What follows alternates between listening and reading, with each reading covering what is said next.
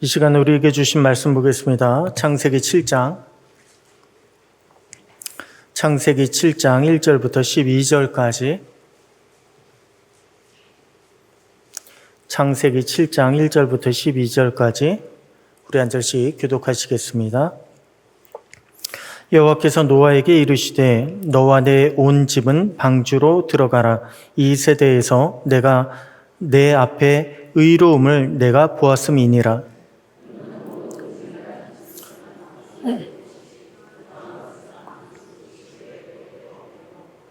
공중의 새도 암수 7씩을 데려와 그 씨를 온 지면에 유전하게 하라.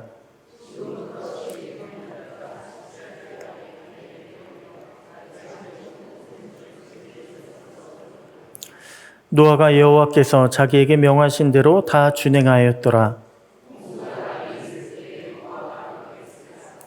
노아는 아들들과 아내와 며느리들과 함께 홍수를 피하여 방주에 들어갔고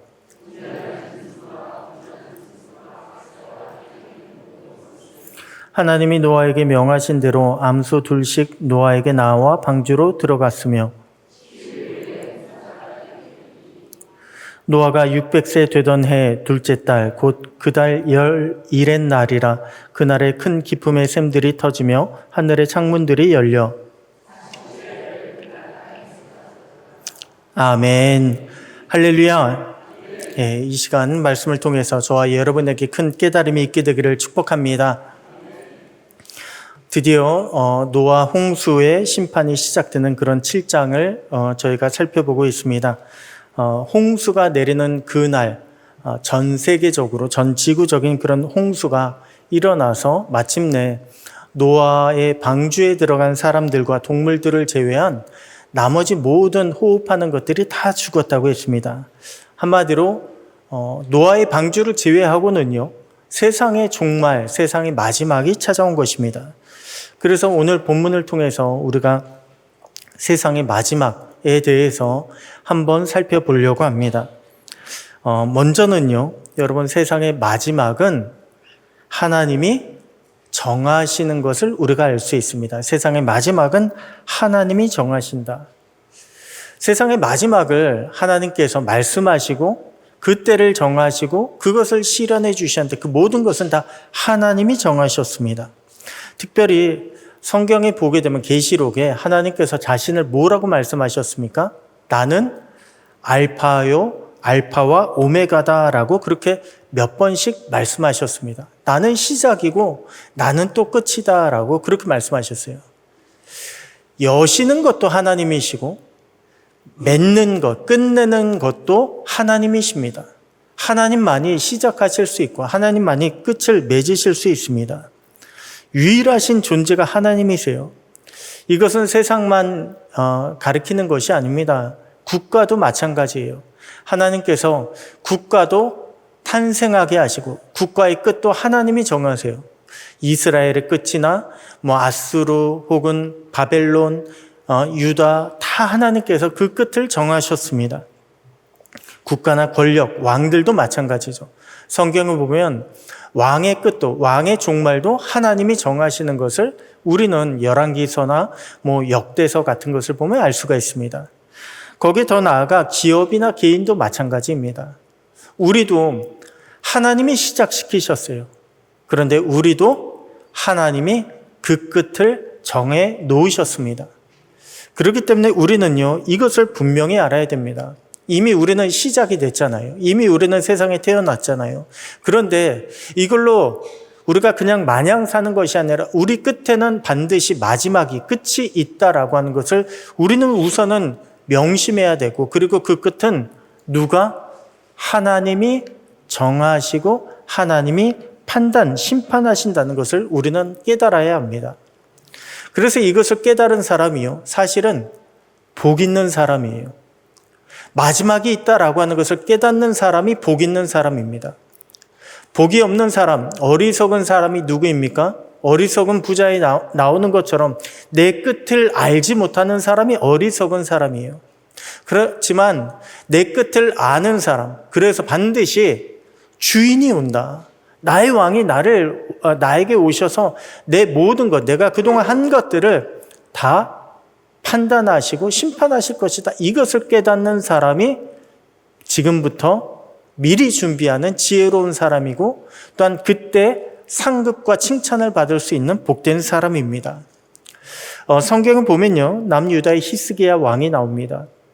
그런데 그 히스기야도 하나님께서 선지자를 통해서 끝을 알려주셨어요. 내가 죽을 것이다. 그런데 히스기야가 어떻게 합니까? 벽에 얼굴을 대고 그리고 하나님 앞에 매달려 기도합니다. 하나님이 정하신다는 것을 알기 때문에 하나님 앞에 하나님 붙잡고 기도한 거예요. 그래서 하나님께서 그 수명을 15년이나 연장시켜 주셨습니다. 오늘 저와 여러분에게 힘든 일이 있습니까? 우리가 그냥 마냥 이대로 끝도 모르고 눈앞에 보이는 것만, 내가 원하는 것만 추구하며 혹시 세상 사람들처럼 살아가고 있지는 않습니까? 바라기는 저와 여러분 모두가 하나님께서 우리의 끝을 정하셨다는 것을 기억하시고 그 끝을 지혜롭게 잘 준비할 수 있는 복된 성도님들 되시기를 주님의 이름으로 축복합니다. 자, 그러면 여기 질문 하나가 있습니다. 마지막이 되면 끝나는 것일까요? 굉장히 중요한 질문이에요. 마지막이 되면 끝나는 것일까? 왜냐하면 오늘날에 문제가 있고 힘든 사람들 보면요, 그 끝을 무엇으로 그 어려움을 벗어나려고 합니까? 우리나라에 특히 많은데 자살로 그것을 벗어나려고 하는 사람들이 있잖아요. 왜냐하면 자살하면 끝이다, 이젠 끝났다라고 생각하기 때문에 그렇습니다. 그런데 마지막이 되면 끝이 나지 않습니다. 마지막이 되면요, 새로운 시작이 찾아오게 됩니다. 그런데 그 새로운 시작은요, 하나님께서 정하신 시작이에요. 영원한 시작으로 우리는 이 세상을 끝나게 되면 영원한 시작으로 넘어가게 됩니다. 근데 그 끝은 둘 중에 하나예요. 영원한 생명이냐, 영원한 죽음이냐.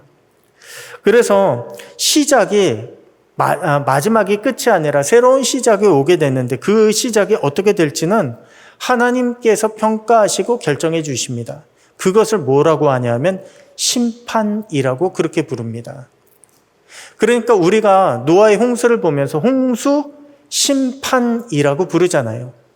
아마 노아의 방주를 보더라도 그냥 저 큰 마치 관처럼 생긴 것만 둥둥 떠 있는 것 제외하고는 나머지 온 세상을 보면요, 아마 정말 그렇게 무서운 광경도 없을 거예요. 비가 오고 물밖에 보이지 않고 사방에 정말로 그 잔해들만 둥둥 떠다니는 그런 모습들이, 왜 홍수 날 때 보면요, 여기도 가끔 홍수 한번 이렇게 비가 크게 오고 나면 뭔가 많이 이렇게 떠다니잖아요. 그런 모습 생각해 보십시오. 얼마나 처참하겠습니까? 그런데 그 모든 것이 끝이 아니라 하나님께서 새롭게 준비하신다는 것을 여러분 기억하시고 그것에 맞춰서 우리는 항상 겸손히 살아가야 되고 겸손히 준비해야 됩니다.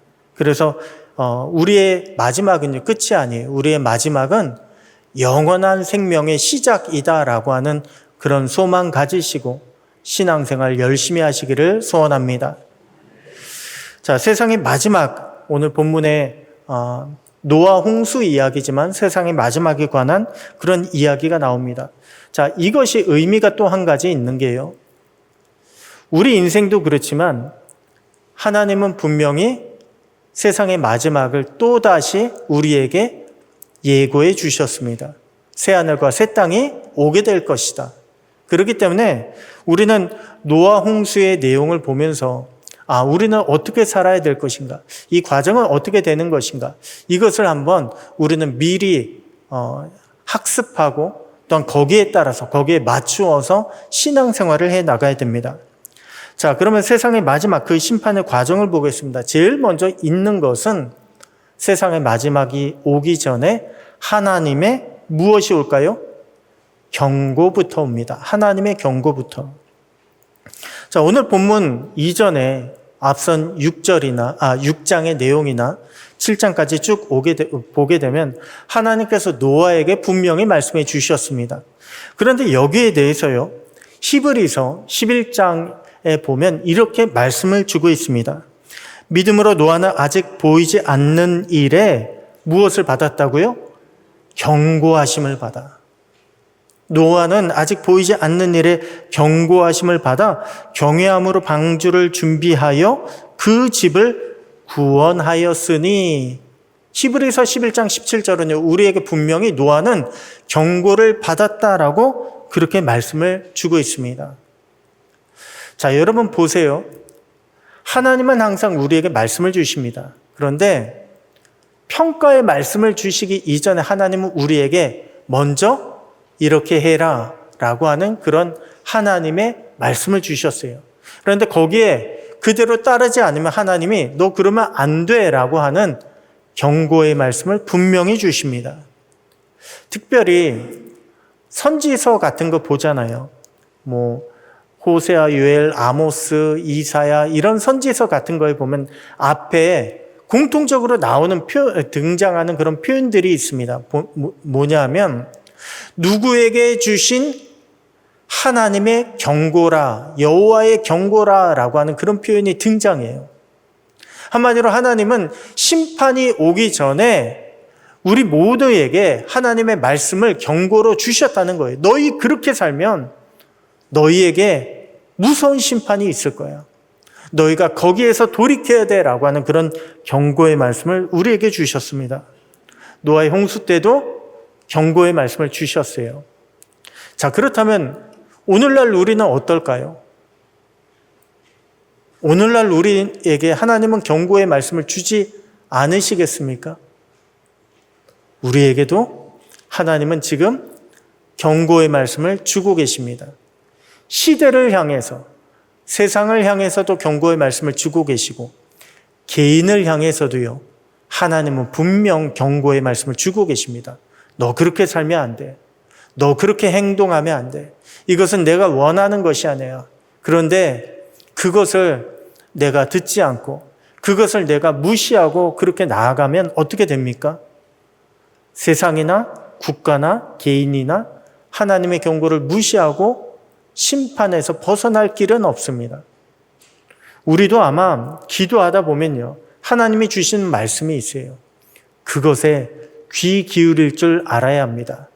그래서 성경은 뭐라고 말씀하십니까? 들을 귀 있는 자는 들으라라고 그렇게 말씀하는 거 아니에요. 말씀은 있는데 그것을 내 것으로 듣는 사람이 있고, 말씀을 있는데 그 말씀을 내가 패싱하는, 그냥 넘겨버리는 그런 사람들이 있다는 거예요. 우리는 하나님의 경고를 분명히 받아들이고 거기에 따를 줄 알아야 됩니다. 자, 두 번째 보면요, 세상의 마지막 심판의 과정을 보게 되면 무엇이 있을까요? 하나님의 구별이 있습니다. 하나님의 구별하심. 자, 오늘 본문에도 보게 되니까 7장 1절 하반절에 뭐라고 말씀하셨습니까? 노아에게 말씀하시기를 이 세대에서 내가 내 앞에 의로움을 내가 보았음이니라. 아니, 보통 우리가 구별이라고 하면 하나님께서 심판하실 때 너는 살려둘 사람, 너는 내가 심판할 사람, 그렇게 이렇게 나누는 것처럼 보이잖아요. 그런데 오늘 본문에 보게 되면 하나님의 구별은 심판이 있기 전에, 중요합니다. 심판이 있기 전에 이미 하나님은 그들을 구별하기 시작하셨다는 거예요.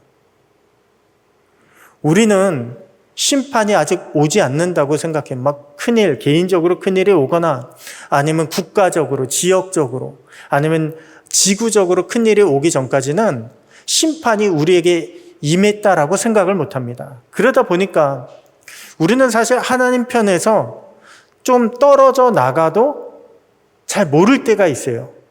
그런데 이미 뭐예요? 하나님은 홍수 심판을 하기 전부터 노아를 구별하셨다는 거예요. 지켜보셨다는 거예요. 내가 보았다라고 그렇게 말씀하고 있습니다. 이 말씀이요, 사실은 곰곰이 돌아보면 굉장히 무서운 말씀입니다. 왜냐하면 지금 이미 우리 가운데도 구별이 일어나기 시작했다라고 하는 거예요. 하나님은 지금도 지켜보고 계신다는 거예요. 똑같이 살아가고 있다고 해서 난 저 사람하고 내가 뭐 크게 다를 바 없을 것 같은데 아니요. 하나님은 구별하고 계십니다. 하나님은 노아를 지켜보았는데 노아의 의로움을 지켜보았다고 했습니다. 그리고 성경은요, 노아를 향해서 의인이라고 말씀하셨어요. 앞에 6장에 보게 되면요. 자, 그래서 중요한 개념 다시 한번 나오지만 성경은 구원받은 자를 뭐라고 부를까요? 성경은 구원받은 자를 의인이라고 부릅니다. 의인이라고. 그래서 의인의 개념은 성경에서의 의인의 개념은 굉장히 중요한데 이것은 하나님께서 구원하신 백성을 의인이라고 불러요. 그렇지 않은 사람들을 뭐라고 부를까요? 죄인이라고 부릅니다.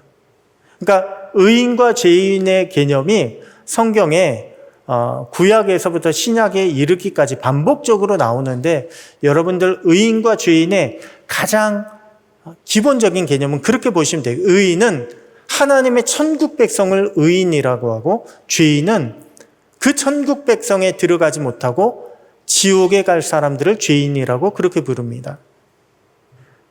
자, 그렇게 하나님께서 구별하셨고 또한 심판의 과정 보니까 무엇이 등장합니까?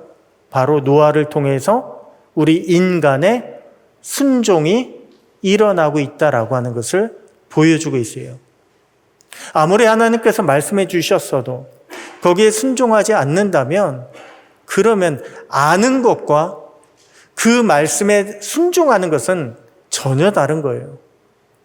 알기는 아는데 순종하지 않는다. 이것은 제대로 아는 것도 아니고 따르는 것도 아니고 믿는 것도 아니고 하나님을 사랑하는 것도 아닙니다.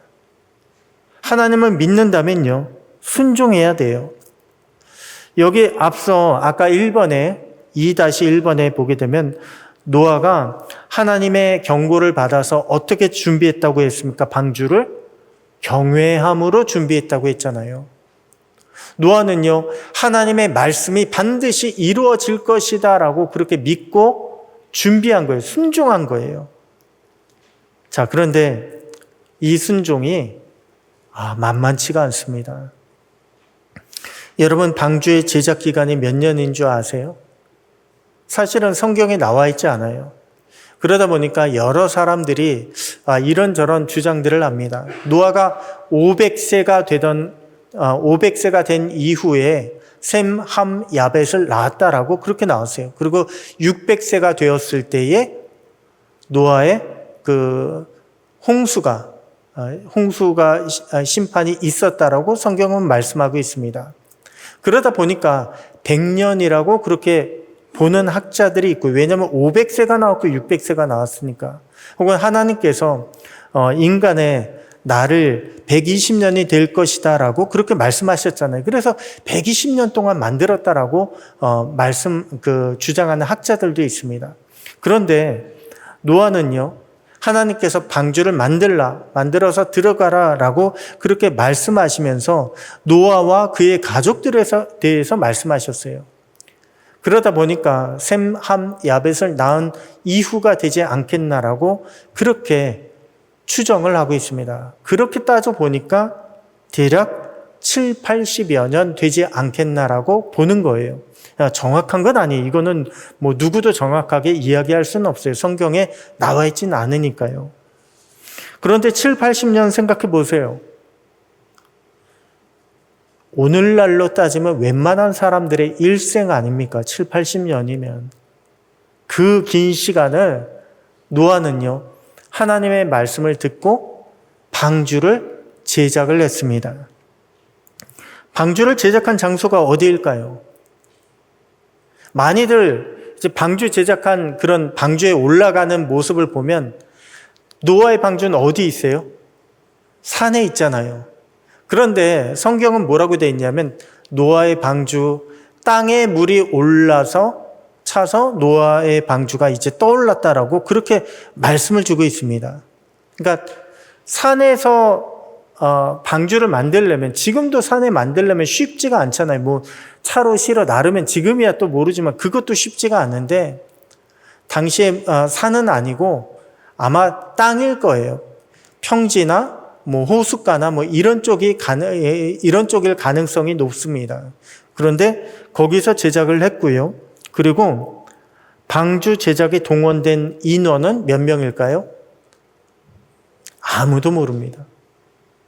그런데 그 큰 방주를 만드는데 막 노아가 부자예요. 부자라서 많은 돈을 주고 사람들을 부리면서 방주를 만들면 참 좋겠습니다. 그런데 그 이야기가 전혀 나와 있지 않아요. 그래서 노아의 방주는 아마도 혼자 만들었을 수도 있다라고 그렇게 보고 있습니다.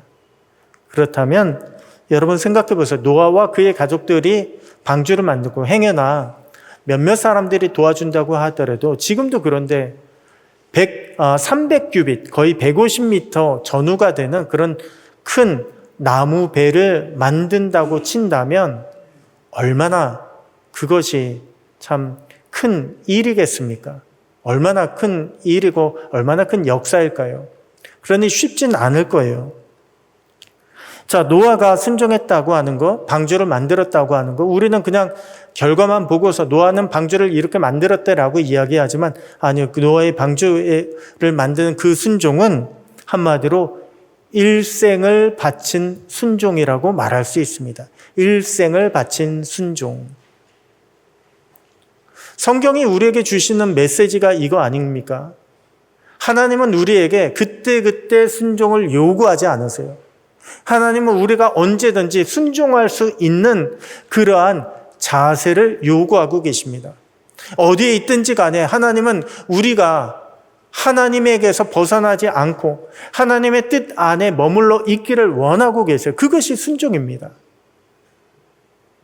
주님은 오늘 저와 여러분에게도 이러한 순종을 요구하고 계세요. 그냥 그때그때 필요할 때 야 잠깐 모여봐라. 우리가 이 일 해야 되는데 우리가 이런 예배 드려야 되는데 우리 이때 좀 열심히 해보자. 이게 아니고요.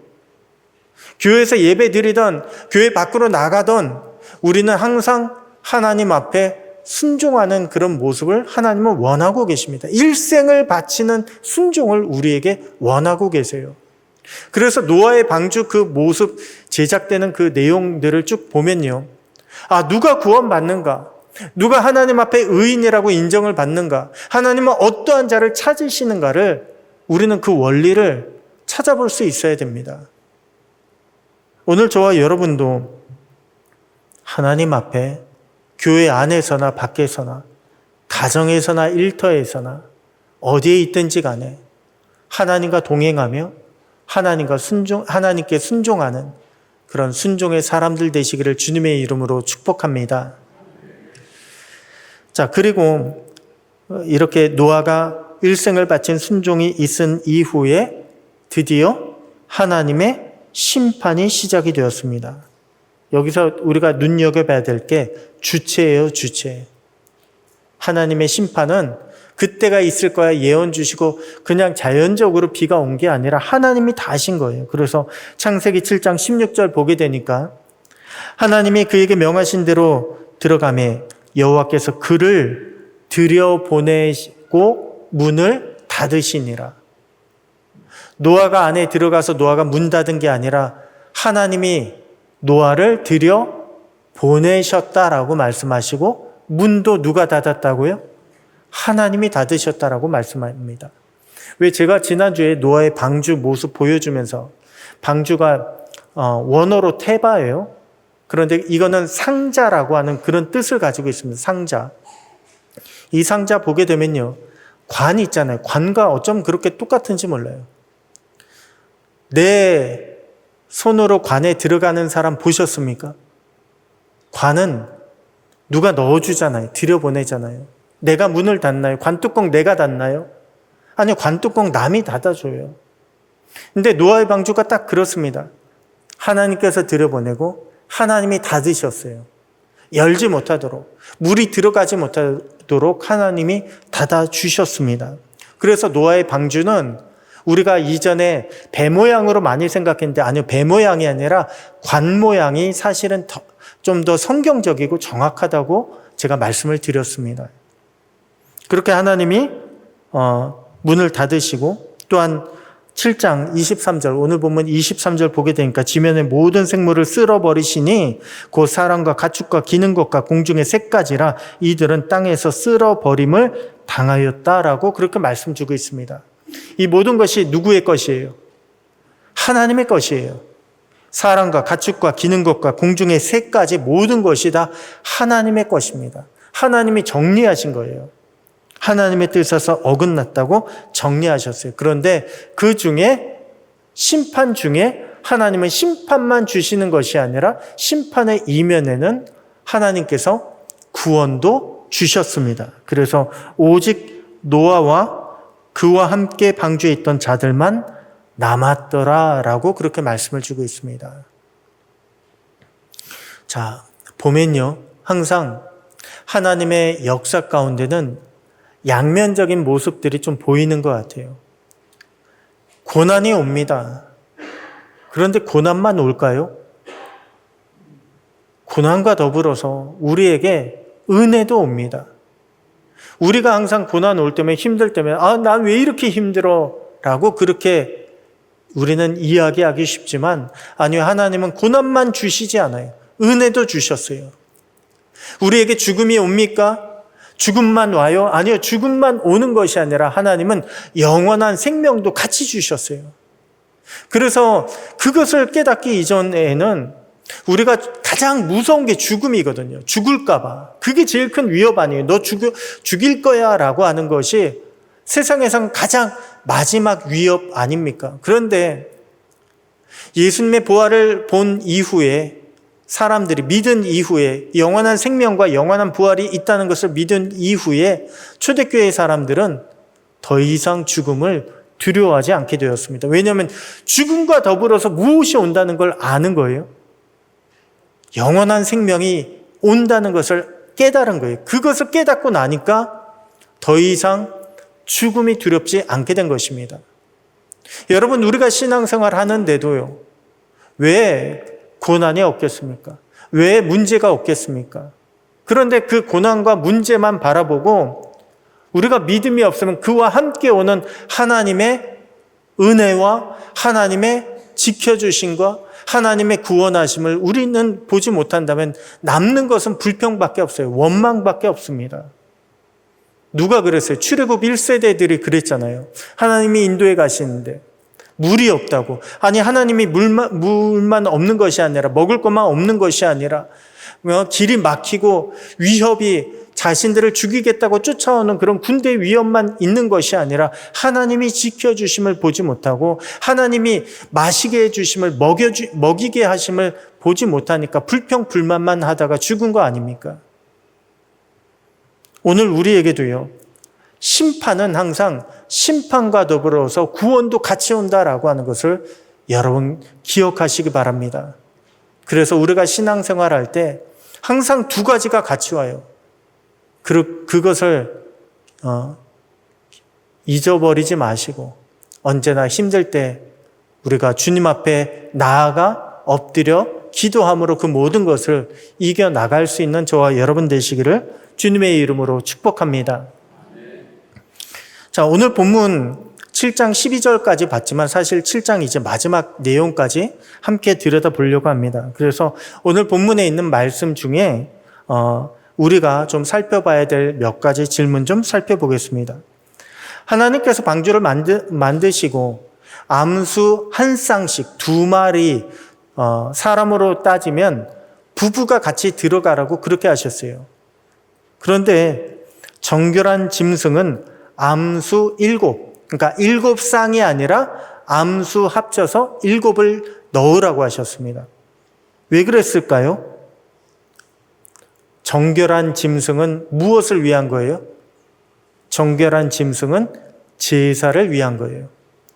자, 방주에 들어갈 수 있었던 원리 하나는요, 중요한 원리는 다 쌍으로 들어갔어요. 암수 한 쌍으로 들어갔습니다. 왜 암수 한 쌍으로 들어갔습니까? 암수 한 쌍으로 들어가야 생명을 낳잖아요. 그래서 암수 한 쌍씩 들어갔어요. 부부도 혼자 들어간 적이 없어요. 같이 들어갔어요.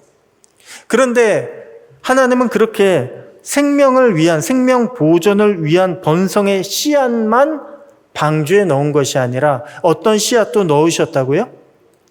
예배의 씨앗도 넣으셨대요. 정결한 짐승은 7씩 집어넣게 해주셔서 노아의 그 방주에서 나왔을 때, 홍수 심판이 끝나고 나왔을 때 가장 먼저 그 남는 한 마리 있잖아요. 쌍으로 저기 되어서 남는 한 마리 가지고 제사를 드리고, 또한 그 이후에도 그것으로 계속해서 제사 드릴 수 있도록 그렇게 해주셨습니다. 그렇게 보면요, 하나님은 우리에게 요구하시는 씨앗이 있습니다. 생육하고 번성하여 땅에 충만하라 라고 하는, 하나님은 번성을 우리에게도 요구하시지만 하나님이 우리에게 요구하시는 씨앗은 예배의 씨앗이에요. 예배가 그치지 않기를 원하고 계세요. 예배가 우리가 멈추지 않고, 또한 예배 드리는 데 있어서 하나님 앞에 믿고 하나님께 맡기는 자가 되기를 원하고 계십니다. 그래서 하나님은 예배의 자원으로 정결한 짐승은 7씩 들어가라고 그렇게 말씀하신 거예요. 그리고 오늘 본문에서 또한 살펴봐야 될 거, 어떻게 홍수로 전 세계가 잠겼을까요? 자, 여러분 그 마리나 화구인가요? 그 보면 필리핀 그쪽에 제일 깊은 데 있잖아요. 바다. 거기가 깊이가 10,000m가 넘는데요. 제일 높은 산은요, 에베레스트 산이 8,848m인가요? 그렇잖아요. 10,000m가 안 돼요. 그러면 이제 막 이 산과 바다가 어우러져서 지구는 그렇게 돼 있습니다. 돼 있는데, 야, 노아 홍수 때 정말 삐져나온 산이 없었을까? 그런 생각이 들잖아요. 정말 전 지구적으로 다 잠겼을까? 근데 성경에 의하면 다 잠긴 것과 마찬가지예요. 다 잠겼다고 말씀하고 있습니다. 자, 노아 홍수 때 오늘 본문 보니까 하늘의 창문들이 열리고 큰 기품의 샘들이 터졌다고 되어 있습니다. 제가 천지창조 창세기 1장 말씀드리면서 당시에 이제 그 세계관에 대해서 말씀드렸어요. 그림 하나 보시면요, 어떻게 되어 있냐면 세상을 이제 그 이야기할 때 궁창을 하나님께서 만드시고 궁창 위의 물과 궁창 아래 물로 나누셨다고 되어 있습니다. 성경 보면 분명 궁창이라고 되어 있는데, 하늘이라고 되어 있는데 그 하늘 위에도 물이 있대요. 그렇게 만드시고, 그리고 그 땅 밑에는 기둥들이 있는 것처럼 그렇게 사람들이 이해를 했습니다. 이게 이제 당시의 그 세계관이었어요. 그런데 분명한 건 성경에서 하늘 위에 물이 있다고 말씀하시는데 그 하늘 위에 창들이 열리고 그 창들로부터 물이 쏟아졌다라고 그렇게 이야기하고 있습니다. 자, 과연 하늘에 창이 있을까요? 그림 하나 보시면요, 이게 2007년도에 남극을 찍은 사진이에요. 그리고 저 시커먼 게 뭘까요? 오존층에 구멍 난 사진입니다. 네. 그나마 2000년도 넘어서 가지고 막 이렇게 좀 줄이려고, 탄소 배출을 줄이려고 막 노력해 가지고 오존층이 그 구멍이 점점 커진다 막 그랬다가 뭐 아주 그렇게 더 이상 커지지는 않고 이게 좀 조정이 돼 가고 있나 봐요. 그런데 여기도 보면 분명히 뭐가 보여요? 저 하늘에 우리는 오존층이라고 있는 게 모르잖아요. 근데 거기에도 구멍이 있대요.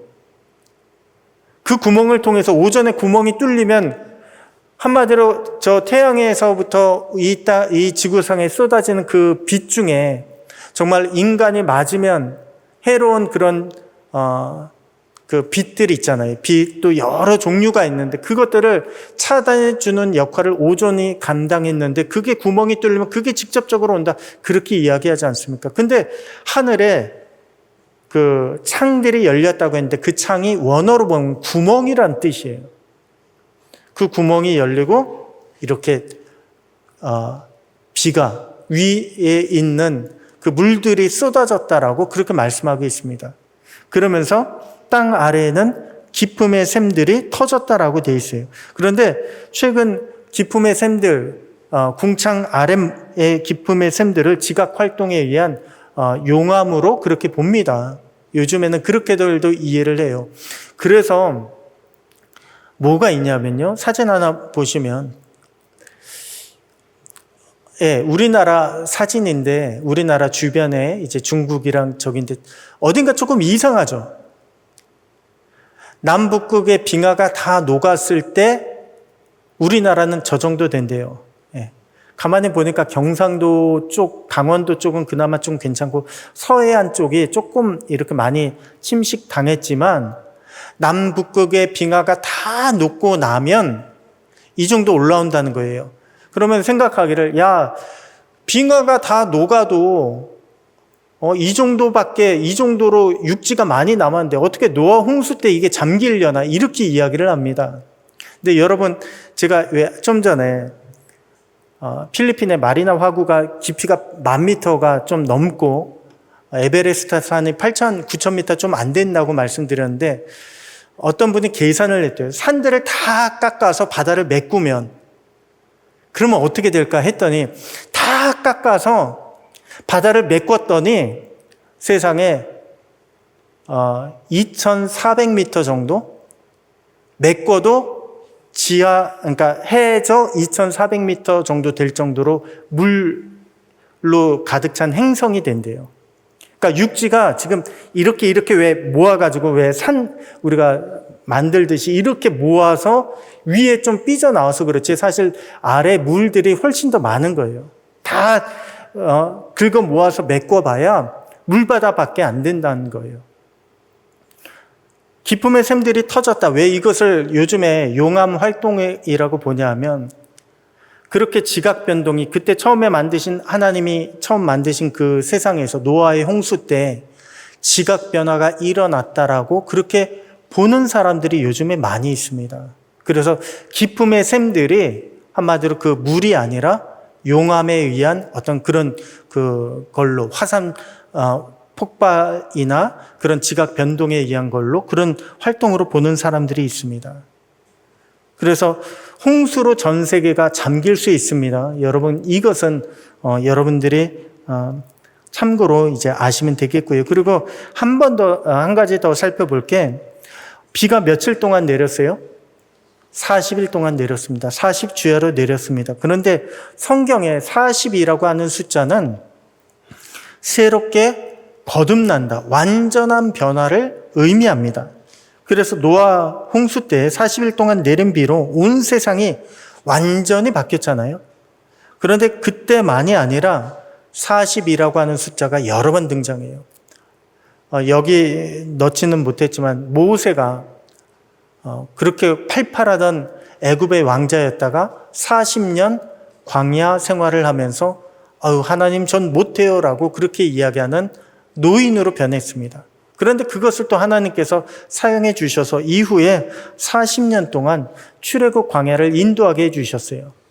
하지만 그 출애굽 40년도 보니까 어떤 변화가 일어났어요. 출애굽 40년 동안 출애굽 1세대들은 완전히 죽고 두 사람만 빼고 완전히 죽고 나머지 출애굽 2세대들로 싹 바뀌는 역사가 일어났잖아요.